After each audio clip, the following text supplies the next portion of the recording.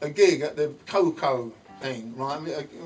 Playing with Alison Moyet and people, and they want to show the movie first, and there was this woman that I used to know, right? She turned up, and she wanted to see the film, and I was going, oh, well, I don't want to see this film anymore, you know, like I don't like it, watching films. And I said, and also I said I didn't want to go. I didn't want to go out front there because I would get hassled by all the people, you see.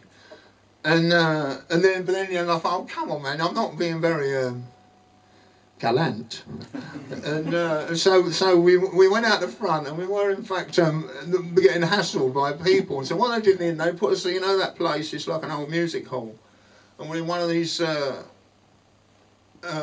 boxes, looking down onto the stage, and that's where they were showing the film, right? And as we got there, there were 3 or 4 people standing there, right? And I was standing behind them, and I looked down onto this film screen, and suddenly there's one of the live shots of me and Lee, and I suddenly remembered the feeling of standing on stage with that guy.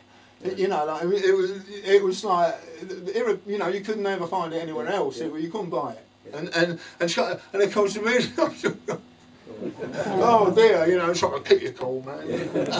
But that was I mean, just in that moment, realising what it was just a special thing. Yeah.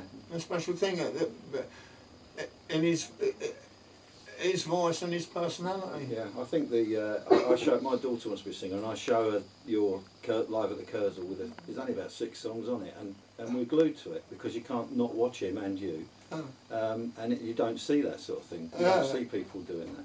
I just wonder, are there any more tracks? I mean, well, there's only about 7 live ones, aren't there? This is another thing, see, because you know they've done this Dr. Feelgood box set that's just come out this month, and it's got a video on it, that stuff. Yeah. And the people from EMI have been down to my place talking. We're talking when they were planning this last year, and saying, have I got any unknown tracks, you know, unreleased tracks, and so I'm raking out under the stairs for all these old tracks and that. And then when he come down, and he's saying, this is the chief A&R guy, and he's saying to me, he thinks that Kursaal show that you see on the, you know, they put it out in various disguises, right? That's it, right? But I know they're lying. But right, because I found it. I mean, a lot of things after. I mean, like I was a bit of a control freak probably in the Dr. Feelgood days, you see. But I knew what was what. Now then, that going back home film was in fact was released just after the bust up, right? And I remember thinking, shall I go down? It was showing at cinemas, right, as a B feature, and I thought, shall I go down to the cinema and see it, watch myself? And I was that miserable that I thought, nah. So I didn't see it. But I happen to know, I remember when they got the film, that what they wanted to do was to, they wanted to sell Dr. Feelgood across the Atlantic. And they wanted a sample of the goods, right, for the Americans, right?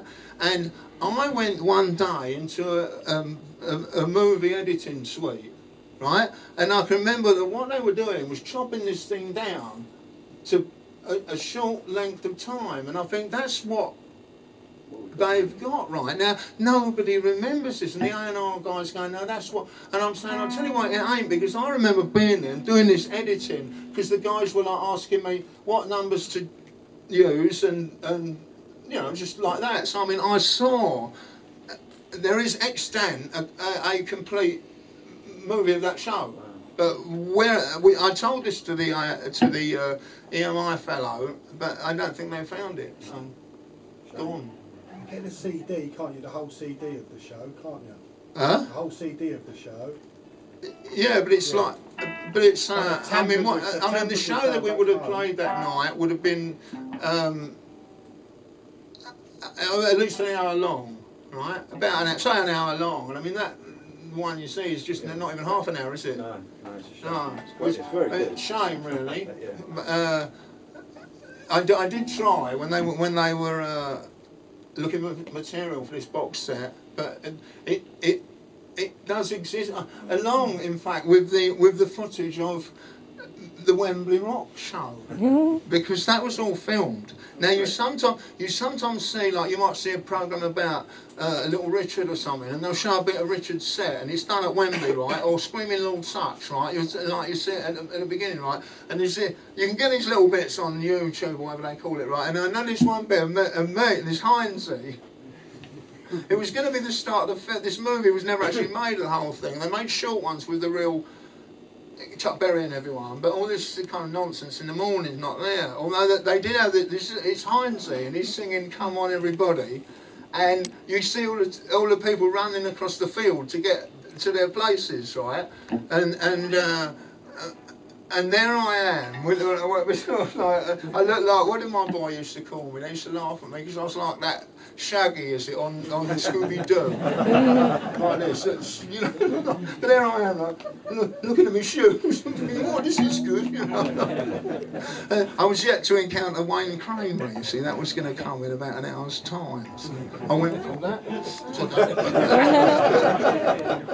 Did you have another name, or were you just a backing band for Heinz?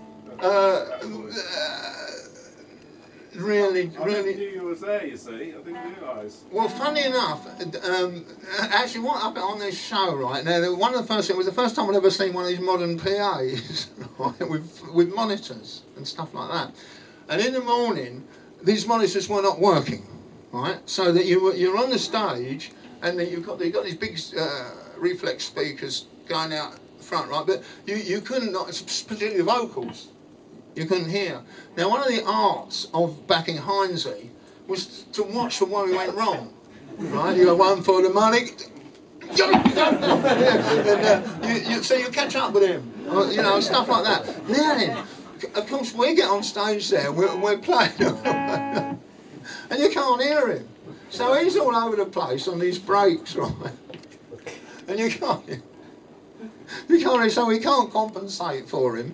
And then at one point he's come over to me, he goes, come at me really fast with a guitar. Right? So I've gone towards him like that, and he's thrown this Elvis Presley karate kick. It knocked every one of my machines, every string out of tune. Right? There you are, terrified, right? It's a dream. Wembley Stadium, your whole guitar's out of tune, right? But I don't, somehow or other, we can't have been on for very long. But I remember finding out in subsequent times that we had received a small review for our part in the show. There had been a big review in the NME, and there was a little paragraph devoted to Heinz, and it was kind of saying that Lucius Heinz was in particular, well, I can't call it venom, but particular stringency aimed at the backing band, Dr. Feelgood. And he said, Dr. Feelgood would, you know, like generally, I don't know what adjective he employed, but it said,